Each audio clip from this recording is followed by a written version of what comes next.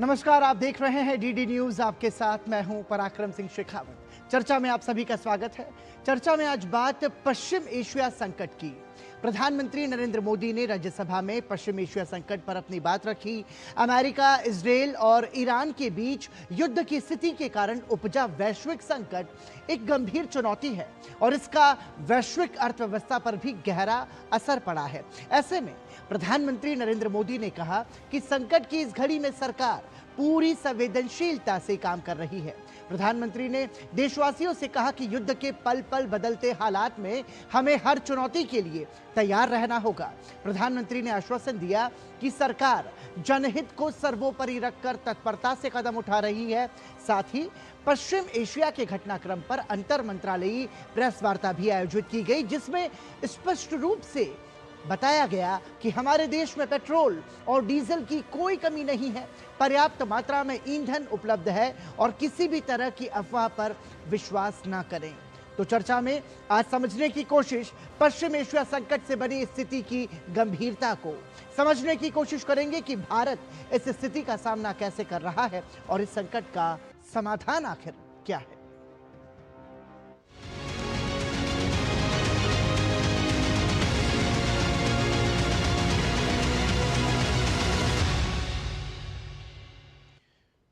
प्रधानमंत्री नरेंद्र मोदी ने पश्चिम एशिया के हालात पर राज्यसभा में वक्तव्य दिया। प्रधानमंत्री ने कहा कि संकट की इस घड़ी में सरकार पूरी संवेदनशीलता से काम कर रही है। उन्होंने देशवासियों से कहा कि युद्ध के पल पल बदलते हालात में हमें हर चुनौती के लिए तैयार रहना होगा। प्रधानमंत्री ने आश्वासन दिया कि सरकार जनहित को सर्वोपरि रखकर तत्परता से कदम उठा रही है। इस युद्ध के दुष्प्रभाव लंबे समय तक रहने की प्रबल आशंका है, लेकिन मैं देशवासियों को भरोसा देता हूं, सरकार सतर्क है, तत्पर है और पूरी गंभीरता से रणनीति बना रही है, हर निर्णय ले रही है। देश की जनता का हित हमारे लिए सर्वोपरि है। यही हमारी पहचान है, यही हमारी ताकत है। प्रधानमंत्री ने संकट के समाधान के लिए संवाद और कूटनीति की जरूरत पर बल दिया। प्रधानमंत्री ने कहा कि भारत ईरान, इजरायल और अमेरिका सहित संबंधित देशों से लगातार संपर्क में है। कमर्शियल जहाजों पर हमला और हॉर्मुज स्ट्रेट जैसे अंतर्राष्ट्रीय जलमार्ग में रुकावट अस्वीकार्य है। भारत ने नागरिकों पर, सिविल इंफ्रास्ट्रक्चर पर, एनर्जी और ट्रांसपोर्ट से जुड़े इंफ्रास्ट्रक्चर पर हमलों का विरोध किया है। भारत डिप्लोमेसी के जरिए युद्ध के इस माहौल में भी भारतीय जहाजों के सुरक्षित आवागमन के लिए सतत प्रयास कर रहा है। भारत ने इस समस्या के समाधान के लिए संवाद का ही रास्ता सुझाया है। इस युद्ध में किसी के भी जीवन पर संकट मानवता के हित में नहीं है। इसलिए भारत का सतत प्रयास सभी पक्षों को जल्द से जल्द शांतिपूर्ण समाधान के लिए प्रोत्साहित करने का है। प्रधानमंत्री ने कहा कि बीते 11 वर्षों में किए गए प्रयास संकट के इस समय में देश के काम आ रहे हैं। प्रधानमंत्री ने कहा कि सभी क्षेत्रों में दूसरे देशों पर निर्भरता कम करने के लिए लगातार कदम उठाए जा रहे हैं। बीते 11 वर्षों में 53 लाख मीट्रिक टन से अधिक का स्ट्रेटेजिक पेट्रोलियम रिजर्व भी डेवलप किया गया है और 65 लाख मैट्रिक टन से अधिक के रिजर्व की व्यवस्था पर देश काम कर रहा है। साथ ही बीते दशक में भारत की रिफाइनिंग कैपेसिटी भी अच्छी खासी बढ़ाई गई है। मैं आपके माध्यम से सदन को और देश को ये आश्वासन देना चाहता हूं कि भारत के पास क्रूड ऑयल के पर्याप्त स्टोरेज के और निरंतर सप्लाई की व्यवस्थाएं हैं। प्रधानमंत्री ने एक और महत्वपूर्ण बात कही। उन्होंने कहा कि पश्चिम एशिया के हालात का असर वैश्विक अर्थव्यवस्था पर देर तक पड़ेगा। सरकार इस बात को सुनिश्चित कर रही है कि भारतीय अर्थव्यवस्था पर इस संकट का दुष्प्रभाव न पड़े। अभी तक पश्चिम एशिया में जो नुकसान हुआ है उससे रिकवर होने में भी दुनिया को बहुत समय लगेगा। भारत पर इसका कम से कम दुष्प्रभाव हो, इसके लिए निरंतर प्रयास किए जा रहे हैं। हमारी इकोनॉमी के फंडामेंटल्स मजबूत हैं और सरकार पल पल बदलते हालात पर नजर रखे हुए है। सरकार इसके शॉर्ट टर्म, मीडियम टर्म और लॉन्ग टर्म ऐसे हर प्रभाव के लिए एक रणनीति के साथ काम कर रही है। भारत सरकार ने एक इंटर मिनिस्ट्रियल ग्रुप भी बनाया है। ये ग्रुप नियमित मिलता है और हमारे इंपोर्ट एक्सपोर्ट में आने वाली हर दिक्कत का आकलन करता है। और वहीं पश्चिम एशिया में हालिया घटनाक्रम को देखते हुए देश में तेल, गैस और ऊर्जा सुरक्षा को लेकर सरकार पूरी तरह सतर्क है। पेट्रोलियम और नेचुरल गैस मंत्रालय की ज्वाइंट सेक्रेटरी सुजाता शर्मा ने ये बात कही। All the refineries are operating at high capacity with adequate crude inventories. We have sufficient stock of petrol and diesel. Refineries, the domestic production of LPG has been stepped up in the refineries. We have more than 1 lakh retail outlets, and there is normal operation on all the retail outlets. तो पश्चिम Asia की जो स्थिति है उस पर संवाद ही समाधान है, ये कहना है प्रधानमंत्री नरेंद्र मोदी का, और सरकार इसके असर को लेकर के लगातार प्रयासरत है। इस पर विस्तार से बातचीत करते हैं। हमारे साथ जुड़ रहे हैं एम्बेसडर संजय पांडा, आप फॉर्मर सीनियर डिप्लोमेट हैं। बहुत बहुत स्वागत संजय पांडा सर आपका। साथ ही चर्चा में हमारे साथ जुड़ रहे हैं वरिष्ठ पत्रकार अनंत विजय। बहुत बहुत स्वागत अनंत जी, आपका भी। चर्चा की शुरुआत संजय जी आपसे करना चाहूंगा। सर देखिए, प्रधानमंत्री नरेंद्र मोदी का हमने राज्यसभा में जो जवाब था इस चर्चा पर, जो उन्होंने पश्चिम एशिया के संकट पर अपनी बात रखी, उसमें कहा कि संवाद और कूटनीति के जरिए इस समस्या का समाधान संभव है। आपकी प्रतिक्रिया? पराक्रम जी, ऐसा है, आज युद्ध का 25वां दिन है और आज ये प्रधानमंत्री जी का ये पार्लियामेंट में जो स्टेटमेंट था, कल लोकसभा में आज राज्यसभा में, इसका खास तात्पर्य ये है कि लोगों का जो स्पेकुलेशन था कि हम किस स्थिति में हैं, तो उसमें एक क्या सिचुएशन है और लोगों को ये आश्वासन देना बहुत जरूरी था।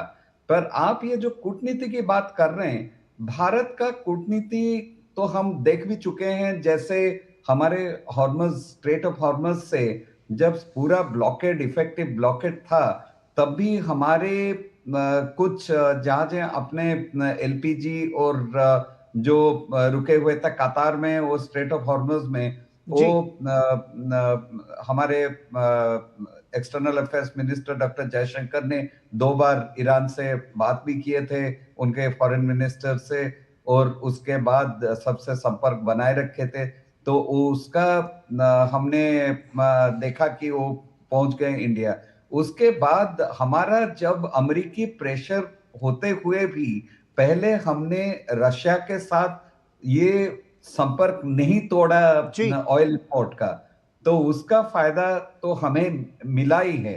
तो मेरा मानना है कि कूटनीति हमारे ये अच्छा काम आया है और आगे भी ये बहुत इंपॉर्टेंट रहेगा। ठीक है, हमारे साथ वरिष्ठ पत्रकार अनंत विजय भी जुड़े हुए हैं। अनंत जी, प्रधानमंत्री के संबोधन पर यदि गौर किया जाए तो जो राज्यसभा में उन्होंने कहा, उसमें एक महत्वपूर्ण बात यह कही कि पश्चिम एशिया के जो हालात हैं इसका असर देर तक पड़ेगा और वैश्विक अर्थव्यवस्था भी इससे प्रभावित हो रही है। लेकिन बीते 11 वर्षों में जो तमाम सारे प्रयास किए गए, उन प्रयासों के माध्यम से हम इस स्थिति का सामना करने में सक्षम हैं। देखिए पराक्रम जी, प्रधानमंत्री ने कल लोकसभा में और राज्यसभा में जिस तरह से देश को आश्वस्त किया है जी कि इस संकट की घड़ी में देश के शीर्ष नेतृत्व को आकर इस तरह से आश्वस्त करना बहुत आवश्यक था, क्योंकि इससे एक भ्रम की स्थिति बन रही थी। यद्यपि विदेश मंत्री जयशंकर, पेट्रोलियम मंत्री हरदीप पुरी, ये दोनों लोकसभा और राज्यसभा में निरंतर इस खाड़ी युद्ध पर अपनी बात रख रहे थे और जी जनता को आश्वस्त कर रहे थे। लेकिन प्रधानमंत्री का आना और उनका आश्वस्त करना ये एक बड़ी बात है और इसको आज रेखांकित किया जाना चाहिए। मुझे लगता है कि प्रधानमंत्री ने देश को वस्तु स्थिति से आज अवगत कराया है कि देखिए संकट वैश्विक है, इससे किसी को इनकार नहीं है। जिस ठीक बात। प्रकार ट्रंप के बयान आ रहे हैं, जिस प्रकार ईरान के बयान आ रहे हैं, जिस प्रकार से खाड़ी देशों के ईरान के ने जिस प्रकार से खाड़ी देशों के अन्य संस्थानों पर हमले किए हैं, वो सब चिंता की बात है और इसका दूरगामी असर सिर्फ भारत पर ही नहीं पड़ेगा, पूरी दुनिया पे पड़ेगा। और प्रधानमंत्री ने देश की जनता को आगाह किया।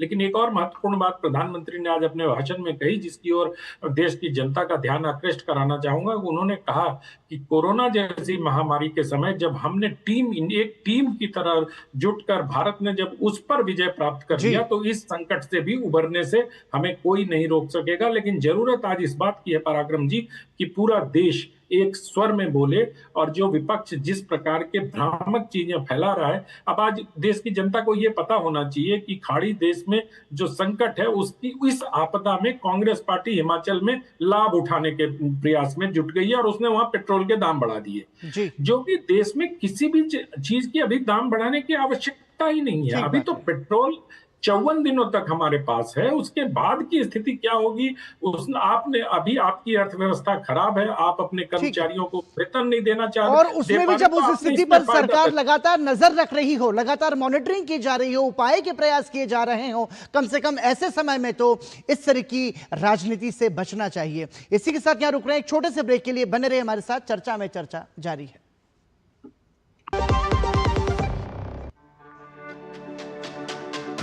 मेरी पसंद, मेरी पसंद,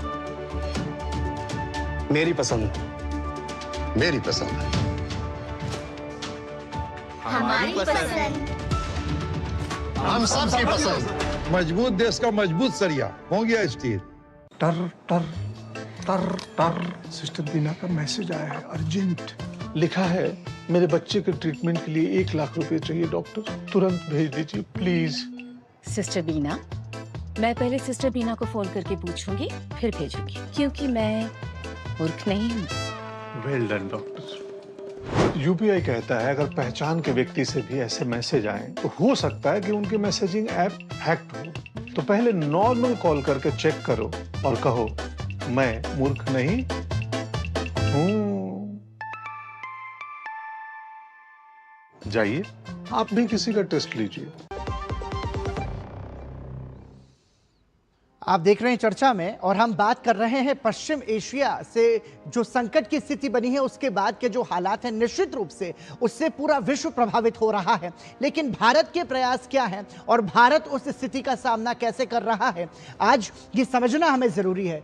चर्चा हमारी लगातार जारी है। हमारे साथ एम्बेसडर संजय पांडा जुड़े हुए हैं। संजय जी, देखिए वैश्विक चुनौती जो है उस स्थिति में हमने देखा कि स्ट्रेट ऑफ हॉर्मूज से भारत के जहाज पहले भी आए हैं, 2 और जहाज भारत पहुंचने वाले हैं और उसके बाद बाकी भी लगातार प्रयास कर रहे हैं। ये भारत की रणनीति जो है इसे हम कैसे समझें जब दुनिया के बड़े बड़े देश इंतजार कर रहे हैं, उन्हें रास्ता नहीं मिल रहा है और ऐसे में भारत के जहाज भारत आ रहे हैं, इसके मायनों को कैसे समझ सकते हैं? नहीं, देखिए ये तो हमारे डिप्लोमेसी की जीत है, मतलब हमारे कूटनीति अच्छी तरह से काम किया है।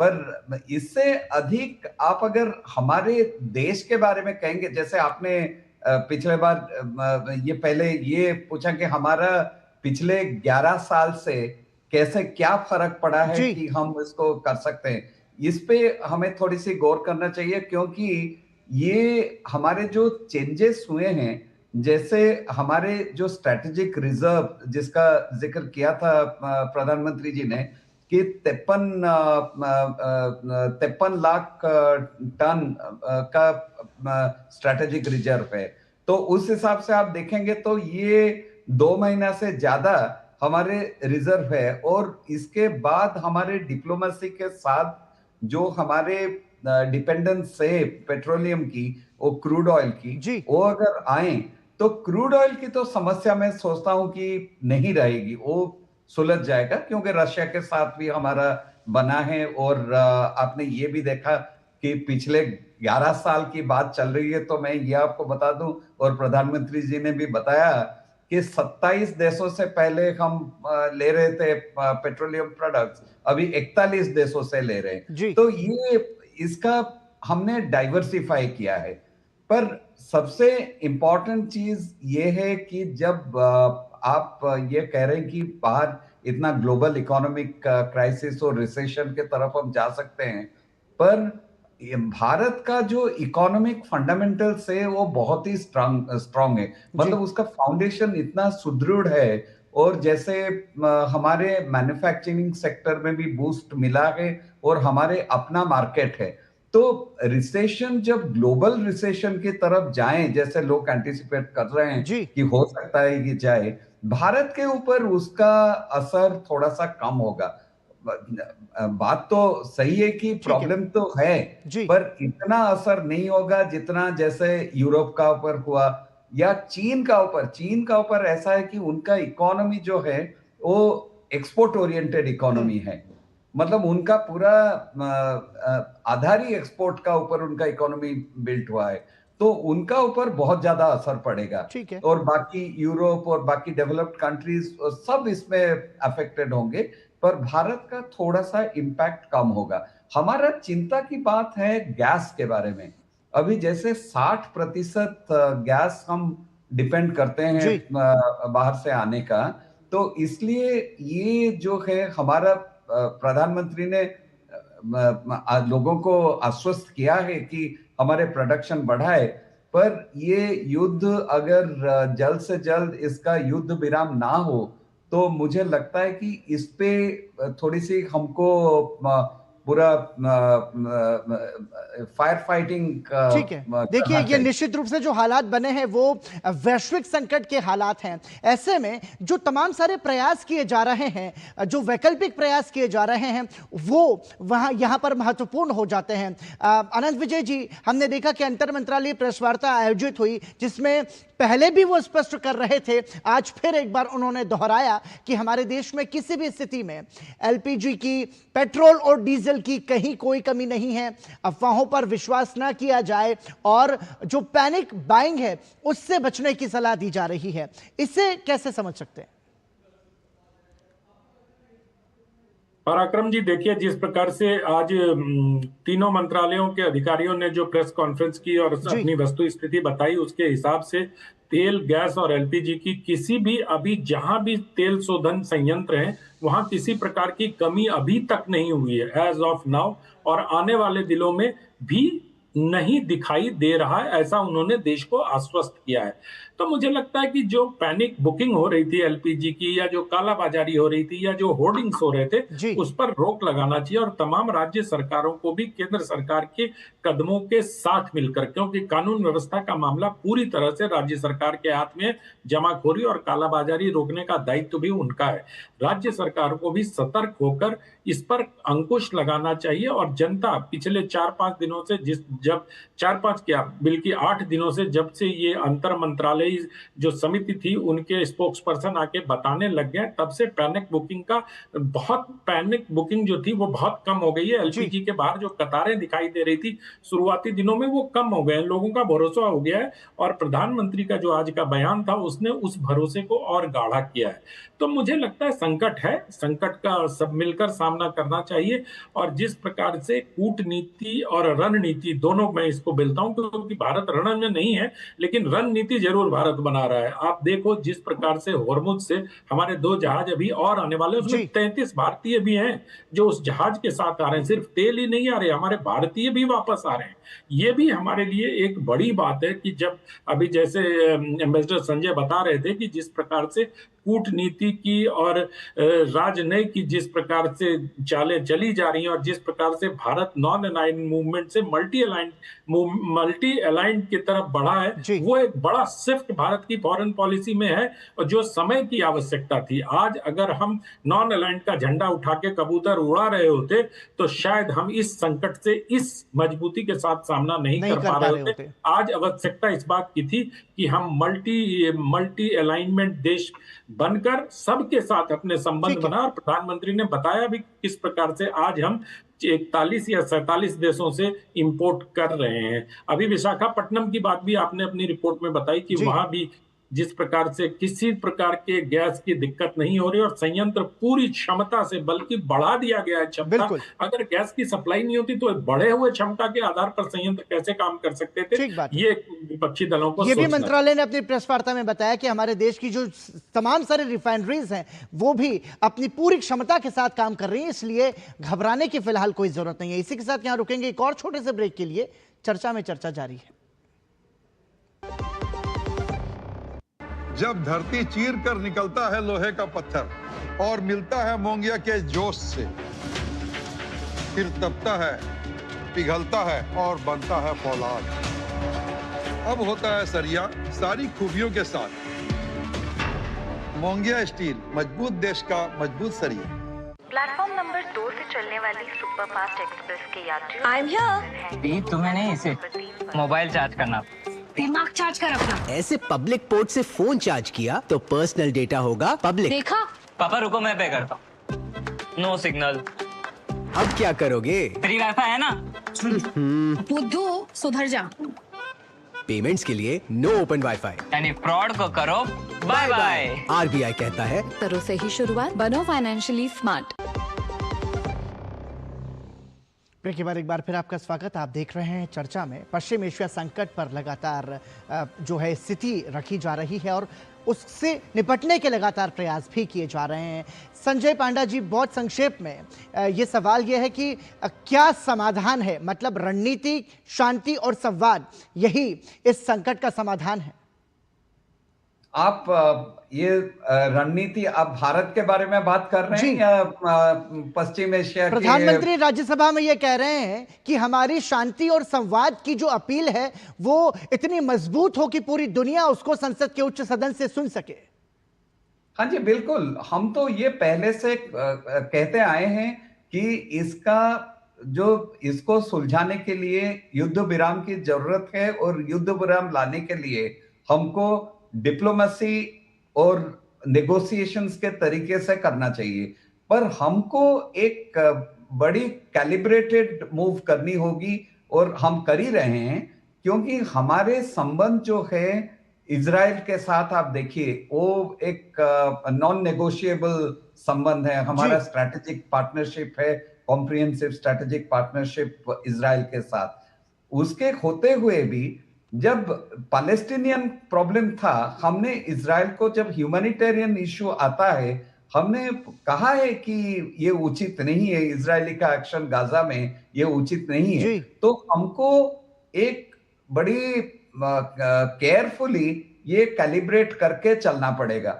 दूसरा चीज ये है, ईरान के साथ हमारे संबंध ऐसे हैं कि ये पर्शियन सिविलाइजेशन जो बहुत ही पुराना है, 2500 साल का है, और हम ये जानते हैं कि ईरान ऐसा देश नहीं है कि वेनेजुएला में ट्रम्प साहब गए और उनके हेड ऑफ स्टेट को उठा के ले आए। बिल्कुल, ईरान उस कैटेगरी में नहीं आता है। ठीक है, और ईरान ने ये बता भी दिया, ईरान ने अपनी प्रतिक्रिया के माध्यम से ये बता भी दिया। और अभी जो स्थिति है, अब हम सभी उम्मीद ये करते हैं कि ये जो सीज फायर है ये पूर्ण युद्ध विराम में परिवर्तित हो और हालात जो हैं वो सामान्य हो सकें पूरी दुनिया के बीच। बहुत बहुत धन्यवाद संजय पांडा जी, आनंद विजय जी, इस चर्चा में हमारे साथ जुड़ने के लिए। तो चर्चा को यहीं विराम देते हैं, इस उम्मीद के साथ कि वसुधैव कुटुंबकम का जो भारत का मंत्र है और संवाद, कूटनीति और शांति की जो भारत की और हमारे प्रधानमंत्री की अपील है उसका असर हो और एक बार फिर से